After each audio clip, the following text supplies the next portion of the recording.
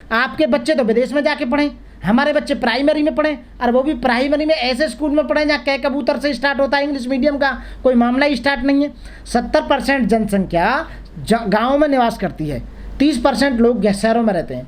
उन 30% लोगों पे भी रोजगार नहीं है। 70% तो चलो कृषि से वो कर रहे हैं, अपना जीवन यापन कर रहे हैं वहाँ पे। और वहाँ जो स्कूल हैं 70% गाँव में हिंदी मीडियम के, हिंदी माध्यम के स्कूल हैं, वहाँ बच्चे को इतने कामयाब नहीं हो पाएंगे। ये अब इनके बच्चे विदेशों में पढ़ के आ रहे हैं, बताइए, ऑक्सफोर्ड में पढ़ रहे हैं, बाहर पढ़ रहे हैं, अमेरिका पढ़ रहे हैं। भाई आप ऐसा कोई सिस्टम क्यों नहीं करते? वन नेशन वन एजुकेशन क्यों नहीं करते?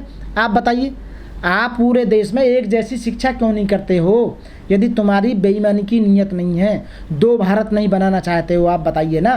आप प्राइवेट स्कूलों पर ज़्यादा ध्यान दे रहे हैं, प्राइवेट अस्पतालों पर ज़्यादा ध्यान दे रहे हैं, सब चीज़ को प्राइवेट करे जा रहे हैं। प्राइवेट में गरीबों का कोई साझा नहीं है, गरीब आदमी मर कर रह जाएगा यहाँ। बताइए, उसने क्रांति करने की कोशिश की, आवाज़ उठाई तो जेल में पहुंचा दिया जाएगा।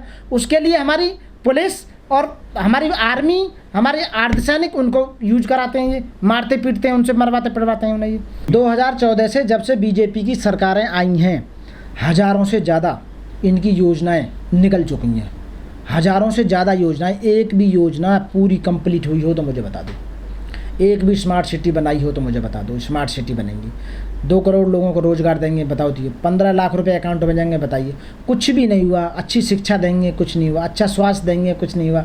बताइए, एक भी योजना बनाई हो तो बता दो कि एक भी योजना इन्होंने कंप्लीट करी है। लेकिन मंदिर तो बन रहा है ना उत्तर प्रदेश में। मंदिर बनना, मंदिर से फ़ायदा क्या होगा? मंदिर से विवाद खत्म। विवाद तो हाई कोर्ट ने किया खत्म, सरकार ने थोड़ी किया है, वो हाई कोर्ट ने किया है। और दूसरी बात यह है कि उस विवाद को इसलिए ख़त्म करना पड़ा क्योंकि बार बार उसी के आधार पर ये वोट ले रहे थे। विवाद खत्म हो गया, ठीक है। उसमें तो पूजा जो करेंगे, जो लोग जिन्हें पूजा करने का अधिकार होगा, उन्हें तो फायदा होगा। औरों को दर्शन करने से क्या फ़ायदा होगा, बताइए। मुझे कोई डिग्री मिल रही हो, राम जी वहाँ मुझे डिग्री दे देंगे LLB की, LLM की या PhD की, तो मैं तो यहाँ से लेटता जाऊँगा, अपने बच्चों को भी मैं तो वहीं छोड़ दूँ। बताइए आप, उस जो मंदिर है, उस मंदिर का जो ट्रस्ट है, उस ट्रस्ट के अंदर कोई बहुत बड़ा हॉस्पिटल बना रहा हो, बहुत बड़ा विश्वविद्यालय बना रहा हो, बहुत बड़ा कोई और काम करने जा रहे हो, तो माने भी यहाँ भी मंदिर का वो किया गया। अरे राम जी, हमारे राम जी में ठीक है, सब लोगों की आस्था है, वो मानते हैं, वो आस्था का प्रतीक है वो राम जी। तो राम के तो मंदिर बहुत हैं देश के अंदर, उसी मंदिर, एक मंदिर वो भी ऐड हो जाएगा तो उससे क्या फ़ायदा हो रहा है, बताइए आप। सरकार ने महंगाई घटाई का, वो तो बढ़ाई जा रही है। सरकार बढ़ाई जा रही है क्योंकि जो सरकार के नुमाइंदे हैं, होटलों में कौन खाना खाता है? जो होटलों में जो खाना खाता है वो बड़े लोग खाना खाते हैं जिनकी आय अच्छी है। और होटलों के जितने भी ठेके लेते हैं वो कौन लेते हैं? जो बड़े रईस आदमी हैं, जो बीजेपी को डिपेंड करते हैं, बिलोंग करते हैं, जो उन्हें वोट देते हैं। तो अभी देखा होगा आपने, जो कमर्शियल सिलेंडर था उस पर 175 रुपये घटाए पीछे अभी इन्होंने लास्ट वीक में। और जो घरेलू है, जो बेचारे गरीब लोग यूज करते हैं, उस पर 50 रुपये फिर इन्होंने बढ़ा दिए हैं। महंगाई काबू में नहीं आ रही है, महंगाई को दिन प्रतिदिन बढ़ाए जा रहे हैं ये। और कहते डीजल, पेट्रोल और यही रिसोर्सेज हैं जो जिनसे महंगाई इफेक्टेड होती है। डॉलर 80 रुपये को पार करने वाला है, देश के बुरे हाल होने वाले हैं पूरी तरह से। क्योंकि जब रुपया का रेट ही नहीं रहेगा, हमारे विदेशों में पूछेगा कौन, 80 को पार करने जा रहा है। आप बताइए, सोने को कितना ऊपर ले जा रहा है इंटरनेशनल मार्केट में, आप देख रहे होगे। क्योंकि जो आंकती है ना वो सोने से आंका जाता है। सोने का जब भाव बढ़ेगा तो डॉलर मजबूत होगा पूरी तरह से। तो 80 को पार करने वाला है इस समय डॉलर। और महंगाई इतनी ऊपर पहुंच चुकी है, बहुत ज़्यादा, लोगों के रोज़गार ख़त्म करते जा रहे हैं बिल्कुल पूरी तरह से। लोग भूखे मरने वाले हैं और ये चाहते हैं लोग ऐसा ही। क्यों कि ये चाहते हैं, सरकार ये चाहती है कि लोग पेट से ऊपर जाकर ना सोचें। समझ रहे हो ना? जो पेट की भूख मिटाने के चक्कर में लगे रहे में सरकारें क्या कर रही हैं, सरकारों के जो नाकामियाँ हैं, जो सरकार जो अपने वादे पूरे नहीं कर पाई, उन पर सवाल ना उठाएं। इसलिए लोगों को शिक्षित नहीं करना चाह रहे हैं, क्योंकि शिक्षित यहाँ से सवाल पूछता है और बेचारा भूखा पेट की पूर्ति करेगा तो वो पेट की पूर्ति करने में लगा रहेगा, सरकार से सवाल नहीं पूछेगा, सरकार का विरोध नहीं करेगा, इन्हें रोजगार नहीं मिलेगा तो कहाँ से आवाज़ उठाएंगे, कहाँ से क्रांति करेंगे? जब पढ़ाएंगे नहीं तो कहाँ से क्रांति करेंगे? विचारों से क्रांति होती है, कहाँ से कर पाएंगे? बिल्कुल सरकार ऐसा ही चाहती है और ऐसा ही हो रहा है। फ्री नाज देने से क्या किसी की पूर्ति हो सकती है? रोजगार देना जरूरी है, ना कि नाज देना जरूरी है। आप महीने में किसी आदमी को 20 किलो नाज देते हो वो ज़रूरी है, या किसी आदमी को 20,000 रुपये का रोज़गार दो आप महीने का, वो ज़रूरी है? रोज़गार देने से उसका चौमुखी विकास होगा, वो फाइनेंशियली स्ट्रांग होगा, अपने बच्चों को पढ़ाएगा, वो नहीं काम करेंगे। ये रोजगार देंगे। भिखारी बनाना चाहते हैं, तुम्हारे देश में तुमको भिखारी बना दिया है। अग्निपथ स्कीम आ तो गई है रोजगार में। बिल्कुल वो ऐसा ही है। 4 साल नौकरी करने के बाद में रिटायर कर देंगे, क्या होगा? वो परेशान रहेंगे, आके सिक्योरिटी गार्ड की नौकरी करेंगे, 8,000 से 10,000 पर सिमट कर रह जाएंगे। वो कहाँ नौकरी करेंगे?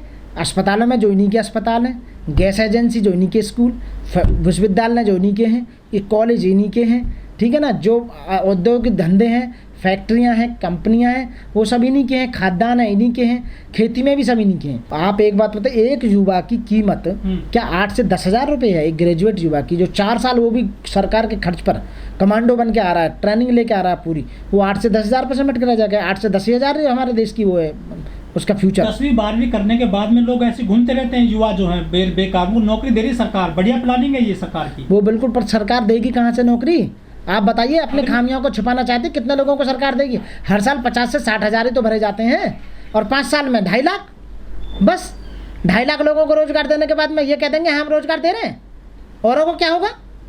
मानो 1 साल में 50 से 60,000 भरे इन्होंने, और 5 साल गवर्नमेंट रही, सेंट्रल गवर्नमेंट में। मोदी जी 5 साल पीएम रहे, तो 5 साल में 2.5 लाख लोगों को लगा दिया उन्होंने, ठीक है। और उन्हें 5 साल बाद फिर कर दिया, और फिर अगले 5 साल में फिर कर दिए, नो हम रोजगार दे रहे हैं, रोजगार दे रहे हैं। लोगों को आंखों पे पर्दा लगा रहे हैं। ये 10-15 लाख रुपए मिलेंगे उनको बाद में, 4 साल बाद। 10 लाख रुपए तो कमाल है। वो इतनी मेहनत करेगा देश के लिए, मर भी सकता है।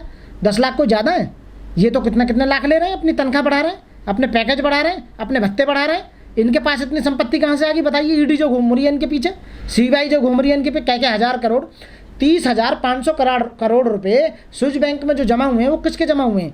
गरीब लोगों के जमा हुए हैं, जो अग्निवीर हैं उनके जमा हुए हैं, जो तैयारी कर रहे हैं उनके जमा हुए हैं, किसानों के हुए हैं, जवानों के हुए हैं, नेताओं के तो हुए हैं, वो उद्योगपतियों के तो हुए हैं। वो जितने उद्योगपति हैं, एक भी उद्योगपति ऐसा लगाओ जिसने घर से उद्योग लगाया हो। सारे सरकारी बैंकों से ऋण लिया है, लोन लिया है, और बैंक बेचारे कंगाल कर दिए। बैंक प्राइवेट करने जा रहा है बैंकों को। आप बताइए, कई बैंक चेंज कर दिए, मर्ज कर दिए गए, कहाँ गया पैसा सारा? वो इसका मतलब है कि देश की जो चलाने वाली सरकारें हैं, उनकी कार्यशैली बढ़िया नहीं है, उनकी नीयत बढ़िया नहीं है, देश को डेवलपमेंट नहीं करना चाहते, देश की जनता को डेवलप नहीं करना चाहते, देश के जो भविष्य बच्चे उनको अच्छी शिक्षा नहीं देना चाहते। आप बताइए क्यों नहीं देना चाहते भाई? निजी क्षेत्र फ्री में नहीं देता सेवा, वो पैसा चाहिए, मोटा पैसा चाहिए। ये गरीब अपनी ज़मीन बेच बेच के लगाएंगे क्या? अपने बच्चों को ज़मीन बेच बेच के पढ़ाएंगे क्या? अपने इलाज ज़मीन बेच बेच के कराएंगे क्या? पर भूखे मर जाएंगे। अगली पीढ़ी क्या करेगी? गुलाम बनेगी। लेकिन बीजेपी ने जम्मू कश्मीर में धारा 370 हटाई, 35 हटाया। धारा 370 बिल्कुल हटाई। धारा 370 हटाने का मेरे को नहीं लगता कोई फ़ायदा हुआ हो। धारा 370 हटाने के बाद में जो वहाँ से पंडित जो वहाँ से आ गए थे छोड़ के अपनी धन संपदा, अपने बाग बागान, इन्होंने एक भी पंडित को वहाँ पुनर्स्थापित किया हो तो बताइए? किस वहाँ पंडितों को दोबारा भेजना चाहिए था। वहाँ दोबारा से जो पंडितों की लिस्ट बनानी चाहिए थी, जो वहाँ से वापस आए थे, वो आज भी दिल्ली में पड़े हुए हैं, बेचारे भीख मांग रहे हैं आए दिन। इतने पर उन्हें रोज़गार नहीं है। उनके आए दिन मैं वीडियो देखता हूँ, वो कहते हैं हमें कुछ पता ही नहीं है, हम इस देश के निवासी भी हैं या नहीं है। अब समझ, हमें नागरिकता भी पूरी फिक्स नहीं मिल पा रही।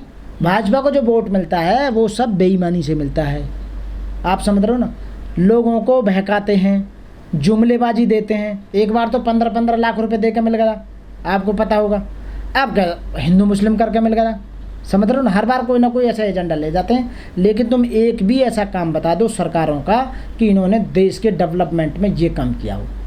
अभी मैं देहरादून होकर आया हूँ, कम से कम 6 जगह मुझे टोल टैक्स देना पड़ा दिल्ली तक। भयंकर। इतना मेरा पेट्रोल नहीं, मेरी गैस नहीं फूकी CNG, जितना मुझे टोल देना पड़ गया अपनी वैगन-आर से। सड़कें तो बढ़िया बन गई ना? सड़कें बढ़िया, लेकिन एक आदमी पे इतना बोझ। आप बताइए टोलों का इतना कि जिसमें गाड़ी से गया हूँ उसमें इतना पेट्रोल नहीं फूका जितना मुझे टोल देना पड़ गया। बताइए कहाँ जा रहा है वो पैसा?